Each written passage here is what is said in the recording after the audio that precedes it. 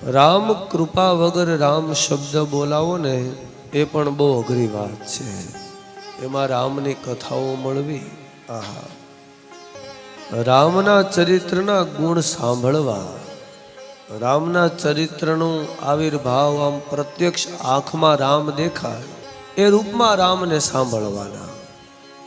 રામ તે ઉત્સવ માટે નથી, રામ તે મર્યાદા માટે છે।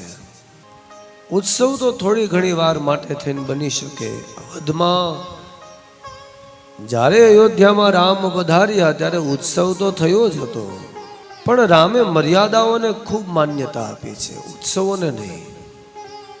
રામ ગયા હોય ને ક્યાંય મોટો મેળાવડો કર્યો હોય, 5-50 લાખ માણસને ભેગા કર્યા હોય અને કીધું હોય કે ઉત્સવ મનાવો મારા નામ ઉપર, ના, એવું ક્યારે બન્યું નથી।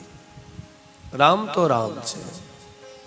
ઉત્સવો કરતા મર્યાદાને ખૂબ મહત્વ આપ્યું છે। અને બીજું, પોતાની સાથે જોડાયેલા વ્યક્તિઓ સાથે કેમ રહેવું એ રામે ખૂબ મહત્વ આપ્યું છે।